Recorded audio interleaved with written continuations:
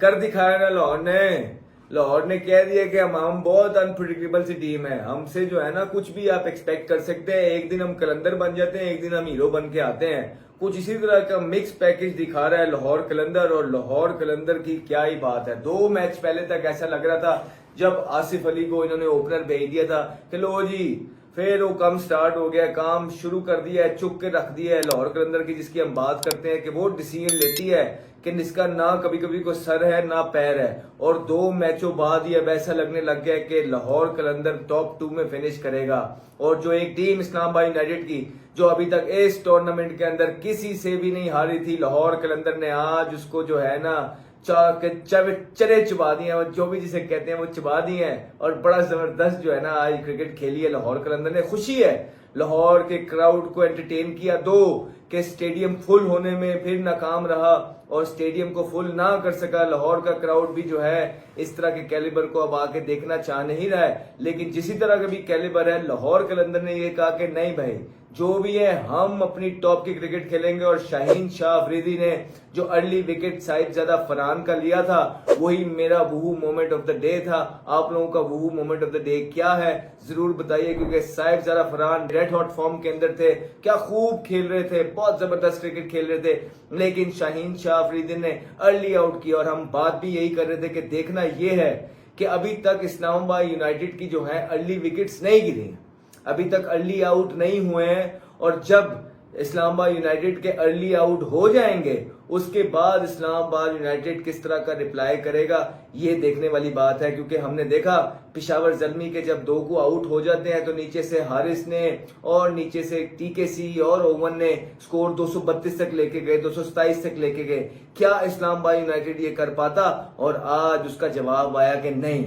इसका मतलब है कि बहुत हैवीली रिलाय कर रहा है अपने टॉप ऑर्डर पे इस्लामाबाद। और आज जैसे ही टॉप ऑर्डर फड़का, उसके बाद किसी के पास भी लाहौर की बॉलिंग का जवाब नहीं था। लाजवाब बॉलिंग कर रहे हैं। और देखिए अनसंग हीरो है आसिफ अफरीदी की जो परफॉर्मेंसेस हैं, कोई भी उससे इनकार नहीं कर सकता। एक बहुत एक्सपीरियंस बॉलर हैं जो कि हर मुश्किल टाइम पे बॉलिंग होती है। देखिए ये ऐसे बॉलर हैं जिनका कोई इतना नाम नूम बना नहीं है, लेकिन हमें पता है कि वो कितना मुश्किल बॉलर है, कितना लेट वो बॉल करते हैं। वो क्रीज का इस्तेमाल बहुत जबरदस्त तरीके से करते हैं। वो बैट्समैन को जज बहुत अच्छे तरीके से करते हैं, लेट बॉल डिलीवर करते हैं। फिर वेरिएशन उनके पास मौजूद है। उनको पता होता है कि मैंने अगर तेज बॉल करना है तो किस बल्लेबाज को और कब करना है, और अगर मैंने बॉल छोड़ के करना है, फ्लाइट के साथ करना है तो तब करना है। तो मेरा कहने का मकसद ये है कि इतनी क्रिकेट पाकिस्तान की तरफ से या हाईएस्ट लेवल पे आसिफ अफरीदी को नहीं मिली मेरा ख्याल है जितनी वो डिजर्व करते थे। एक बड़े जबरदस्त बॉलर हैं, गालिबन 39-40 ईयर्स ओल्ड उनकी एज हो गई है, स्टिल हिज बॉलिंग स्ट्रॉन्ग। हाँ, फील्डिंग के बिल्कुल मसाइल मौजूद हैं अपनी तरीके अपनी जगह पे। अभी पिछले दिनों इनको बॉल भी लगा आंख पे, अगर आप देख सकते हैं उनको तो उनकी आंख पे काला सा निशान भी है। He still recovering. और फिर भी अपनी टीम लाहौर के लिए जो उनको अपॉर्चुनिटी मिली है उसको पूरी तरीके से अवेल करने की कोशिश कर रहे हैं और डिलीवर कर रहे हैं लाहौर कलंदर के लिए। फिर हारिस रऊफ ऊपर से आउट हो जाते हैं तो फिर सारा एक पैक जो है वो एक ग्रुप नजर आने लग जाता है बॉलिंग का। लेकिन इस ग्रुप को नजर आने के लिए बहुत जरूरी है कि इसको अर्ली विकेट मिले। फिर फखर जमान, आज देखा एक दफा फिर फखर जमान जो है उन्होंने अपना जादू चलाया। 44 रन की एक बड़ी जबरदस्त इनिंग खेली लाहौर कलंदर्स की तरफ से टॉप ऑर्डर में। और उनके साथ जो नईम थे, आज उन्होंने 22 बॉलों पे 25 किया। एटलीस्ट 6-8 से तो अच्छा ही था, जो भी था एक थोड़ा कुशन मिल जाता है। दूसरी तरफ अगर देखेंगे तो फखर जमान का एक अर्ली कैच छोड़ा, उन्हें ने कैच छोड़ा गालिबन, और उस कैच छूटने के बाद पनिश किया काफी हद तक उन्हें जो है। ये छोटे छोटे स्कोर जो होते हैं फील्डिंग में ये बड़ा। और फिर नीचे से आप देखें कि सैम बिलिंग्स एक जबरदस्त कैमियो खेली है। सैम बिलिंग्स ने एक दफा फिर बताया है कि फेयरलेस क्रिकेट क्या होती है। वो नहीं देखते हैं कि भाई हमारे ऊपर 4 आउट हुए हुए हैं या नीचे कोई नहीं रह गया ना, कोई चक्कर नहीं। वो सिर्फ एक बॉल को खेलते हैं, simple see the ball and hit the ball वाली थ्योरी है उनकी। और उसके लिए वो मैच सिचुएशन को जरूर गेज करते हैं कि मैच जिस सिचुएशन में चल रहा होता है उनकी कोशिश होती है कि वही करें जो टीम की रिक्वायरमेंट है। और आज फिर 38 रन की बहुत जबरदस्त इनिंग खेली और उनके साथ जो पार्टनरशिप थी सिकंदर रजा की वो बहुत वैल्यूएबल थी। ऐसा लग रहा था एक टाइम के ऊपर कि इस्लामाबाद यूनाइटेड ने एक अच्छे स्टार्ट के बाद लाहौर कलंदर को कंट्रोल कर लिया। उसके उसके रन फ्लो को ब्रेक लगाई है। कब? जब इमाद वसीम बॉलिंग करने के लिए है। देखिए बड़े एक्सपीरियंस बॉलर हैं, वो नॉर्मली सर्कल के अंदर बॉलिंग करते हैं, लेकिन इस्लामाबाद यूनाइटेड की तरफ से वो सर्कल खत्म होने के बाद अपनी सर्विसेज प्रोवाइड कर रहे हैं। इस टूर्नामेंट के अंदर बहुत तगड़ी, बहुत अच्छी, बहुत इकोनॉमिकल उनकी जो है सारी चीजें रही हैं। हर दफा की तरह इस दफा भी उन्होंने बड़ा अच्छा काम किया। पहले 2 ओवर बड़े इकोनॉमिकल किए और बड़ी विकेट ली, फखर जमान की विकेट भी ली। फिर तीसरा ओवर जो वो करने आए, जो सैम बिलिंग ने उनको इम्प्रोवाइज किया है, 2 रिवर्स स्वीप जो उनको लगाई है, आई थिंक वहां से मोमेंटम दोबारा चेंज हुआ है। वो 2 बहुत जबरदस्त शॉट थे। 2 के तीसरी दफा फिर जब वो लगाने गए, उनका कैच छोड़ा साहिबजादा फरहान ने, जो कि कॉस्टली कैच था, बिकॉज एंड में यही होते हैं, 20-25 रन जो हैं वो मैटर करते हैं। सुबह में अर्ली ऑन के अंदर जो है उनैद ने फखर जमान का कैच छोड़ा और नीचे से जो है साहिबजादा फरहान से चूक हुई, जो एक बड़ा इंपॉर्टेंट कैच छोड़ा। और फिर सिकंदर रजा की जो इम्प्रोवाइजेशन थी, एक दो फिर लाहौर कलंदर के लिए बहुत सूट कर रहे हैं उनको। हर दफा आते हैं वो चिप इन करते हैं, अपना हैंड प्ले करते हैं लाहौर कलंदर के लिए, डेडिकेशन के साथ खेलते हैं, अच्छी बॉलिंग करते हैं, अच्छी बैटिंग करते हैं, अच्छी फील्डिंग करते हैं। एक ऑलराउंड 3 डायमेंशनल प्लेयर जिसकी हम बात करते हैं वो है, और लग ऐसे ही रहा है कि लाहौर कलंदर के साथ बड़े अच्छे तरीके से मिक्स और जेल हो बैठे हैं। तो एक बड़े वैल्यूएबल प्लेयर हैं लाहौर कलंदर के लिए, और उनकी जो पार्टनरशिप थी आज के मैच के अंदर सैम बिलिंग से साथ, वो स्टैंड आउट की, और जिसकी वजह से जो एक टाइम पे लग रहा था कि शायद 200 तक ना पहुंच पाए लाहौर कलंदर, जो पुल बैक किया था इमाद वसीम के स्पेल ने ऊपर से, लेकिन इन दोनों की शानदार बैटिंग की बदौलत जो एंड में इन दोनों ने की है, स्कोर 209 तक पहुंचाया। और उसके बाद 209 तक पहुंचा के एक चीज हम देखना चाहते थे, अर्ली विकेट। वो अर्ली विकेट जो है शाहीन अफरीदी ने लेके दी है साहिबजादा फरहान की, और उसके बाद जो रन चेस था वो डगमगाता ही नजर आया। लग रहा था कि कभी भी क्रम्बल हो जाएगा, लग रहा था कि आज साहिबजादा फरहान के आउट होने के बाद इस्लामाबाद यूनाइटेड जो है वो खासा मुश्किल में है। 2 कि उनके पास बड़े प्लेयर मौजूद हैं, गौस मौजूद था, आज पाकिस्तान कप्तान सलमान लिया भी खेले, और उसके बाद नीचे जेसन होल्डर टाइप प्लेयर भी बिल्कुल मौजूद है, शदाब खान खुद मौजूद, हैदर अली, आजम खान। तो एक स्ट्रॉन्ग बेंच जरूर मौजूद है, लेकिन कहीं ना कहीं शॉर्ट रह गए। कहीं ना कहीं अपने आप को ये बोल रहे होंगे कि यार ये 7 दिन का जो रेस्ट था वो हमारे लिए जो है रस्टी बन के लेके आया, हमें रस्टी लग रही थी टीम। लग रहा था कि प्रैक्टिस के अंदर नहीं है, लग रहा था कि कैजुअल खेली है, कैचेस छूटे हैं, मिस फील्डिंग हुई है, केयरलेस बॉलिंग हुई है। जेसन होल्डर की तरफ से भी केयरलेस बॉलिंग देखने को मिली है। आज 4 ओवर में 50 रन उन्होंने खाए हैं, नो बॉल वाइड सब कर रहे थे। लग रहा था कि प्रैक्टिस कम हुई हुई है, लग रहा था कि बहुत ज्यादा कंप्लेसेंट लिया है इस गेम को, और ये गेम ऐसी है कि जैसे आप इसको कंप्लेसेंट लेते हैं ये आपको दिखाती है। अच्छा हो गया है इस्लामाबाद के लिए कि पूल स्टेजेस में ये मैचेस हार गए हैं, तो now they can work on their discipline. जो गलती है उसको इसको डिस्क्राइब करके उस पर काम किया जा सकता है, और आने वाले मैचेस में ठीक, अगर वो हारते ही ना, तो ऐसा तो आज तक हिस्ट्री में नहीं हुआ था कि बगैर हारे कोई चैंपियन बन गया है, तो ये भी नहीं होना था। तो अच्छा ये हो गया इनके लिए कि ये ग्रुप स्टेजेस में हार गए हैं, तो अब ये अपनी गलतियों पे काम कर सकते हैं और अगले मैच में एक स्ट्रॉन्ग टीम बन के आएंगे। क्या बात है लाहौर कलंदर्स की।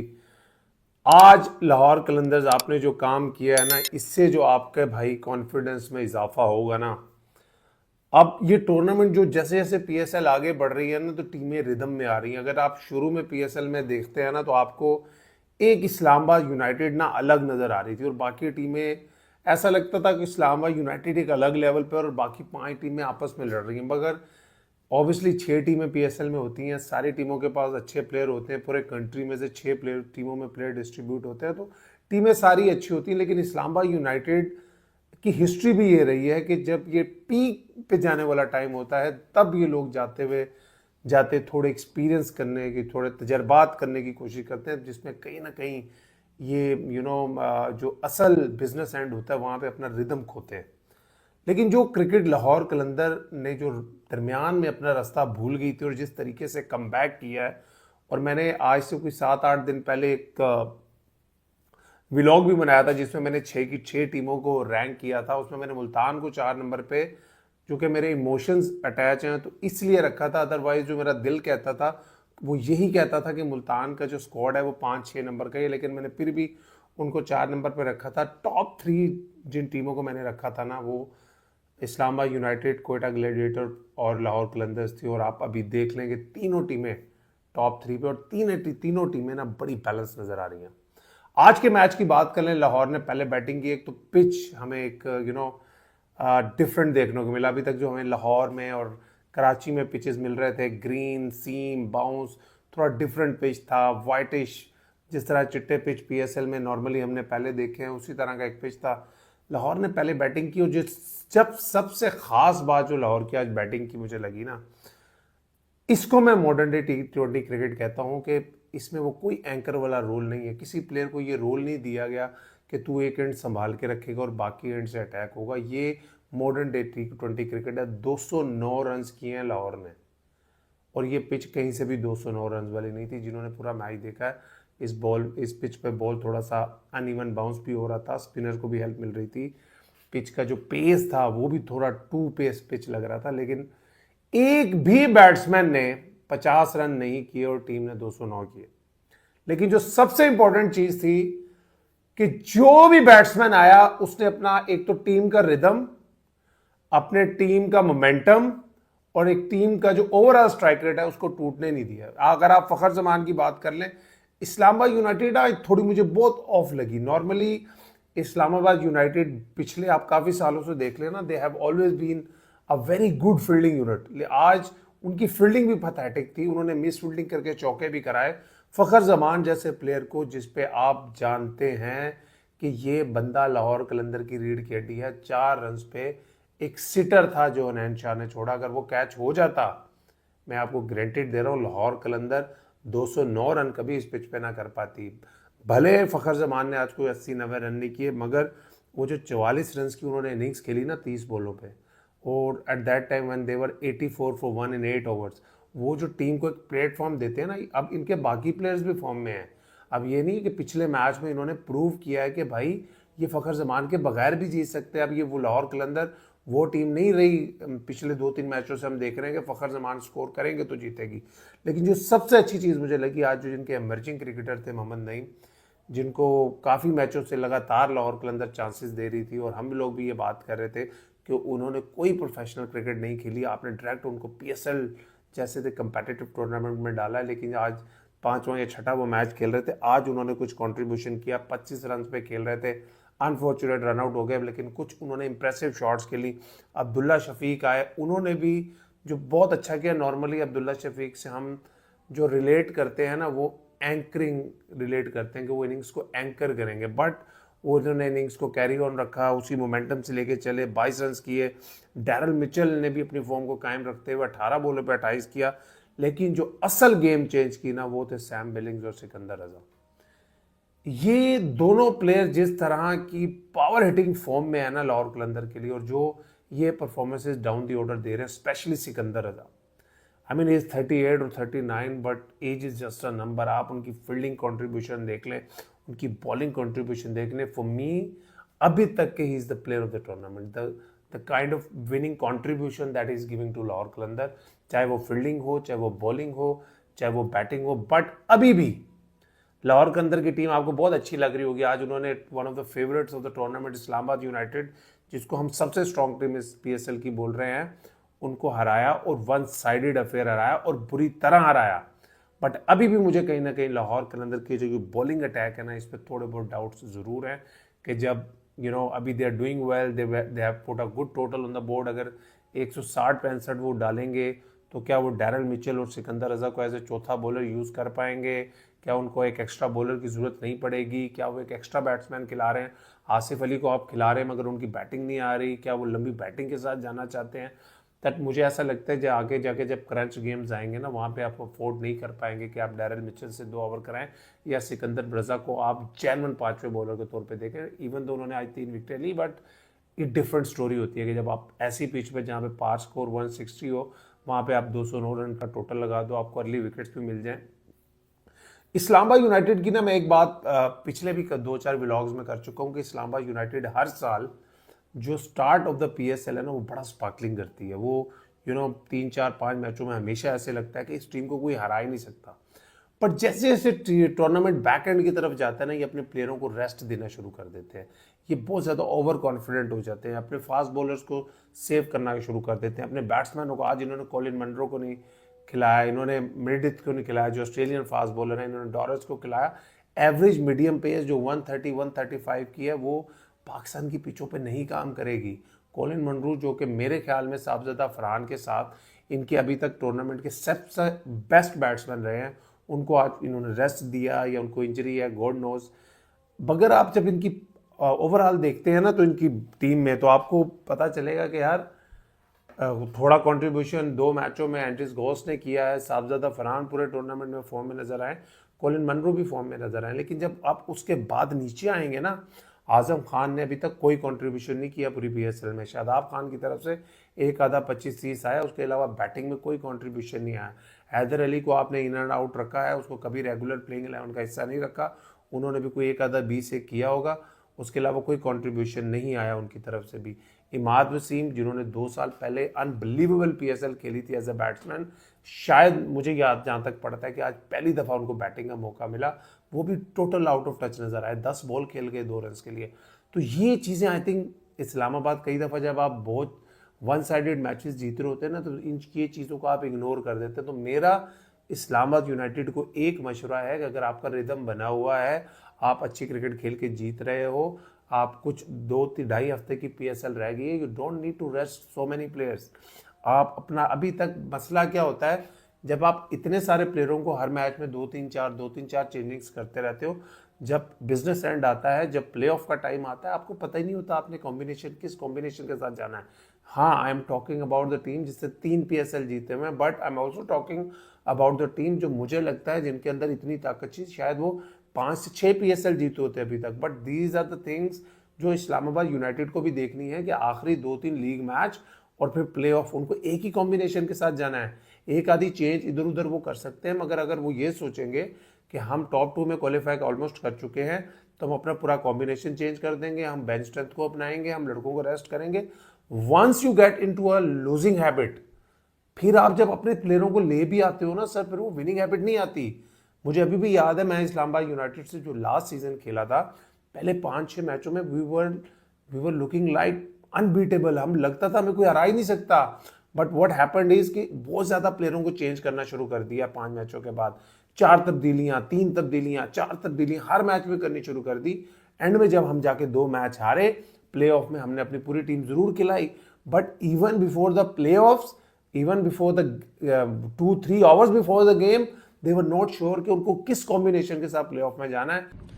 लाहौर का और इस्लामाबाद का मैच खेला गया, लग रहा था कि ये मैच काफ़ी इंजॉय करेंगे, अच्छी क्रिकेट नज़र आएगी, लेकिन वही चीज़ नज़र आ रही है जब से PSL शुरू हुई है कि एक टीम एक अच्छा टोटल बना लेती है तो दूसरी टीम बिल्कुल चेज नहीं कर रही, क्लोज नहीं जा रही, कोई फाइट नज़र नहीं आ रही। और इस्लामाबाद ने 5 मैच जीते हुए हैं और आप देखिए नंबर 1 टीम है PSL में, और क्या ज़बरदस्त कॉम्बिनेशन, बड़ी अच्छी क्रिकेट खेली है। क्या वजह है कि इस मैच में वो इंटेंट, वो अप्रोच, वो लग ही नहीं रही थी, गेम अवेयरनेस ये लग ही नहीं रहा था कि ये 200 रन कैसे बनाने हैं। क्या हमारे पास टैलेंट खत्म हो गया, या गेम अवेयरनेस नहीं है, या प्लानिंग हो ही नहीं रही कि भाई ये 210 रन कैसे बनाने हैं, किस प्लानिंग के साथ, किस अप्रोच के साथ बनाने हैं। अगर एक इन्फॉर्म बैट्समैन आउट हो गया, साहिबजादा फरहान या मोनरो नहीं खेलेगा, तो क्या इस्लामाबाद की टीम इतना नहीं कर सकती कि चले 209-10 रन नहीं बनाने, एटलीस्ट 180-190 बना ले?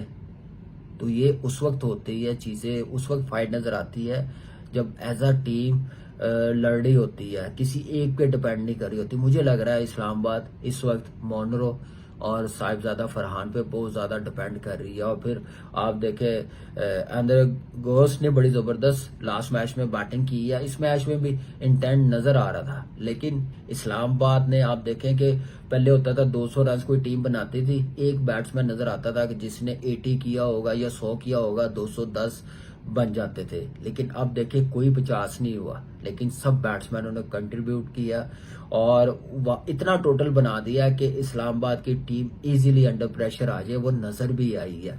फ़खर ज़मान ने 44 रन बनाए हैं, लेकिन मेरे ख्याल से कैच महंगा पड़ा जो निकला नसीम शाह के भाई हुनैन शाह से थर्ड मैन पे।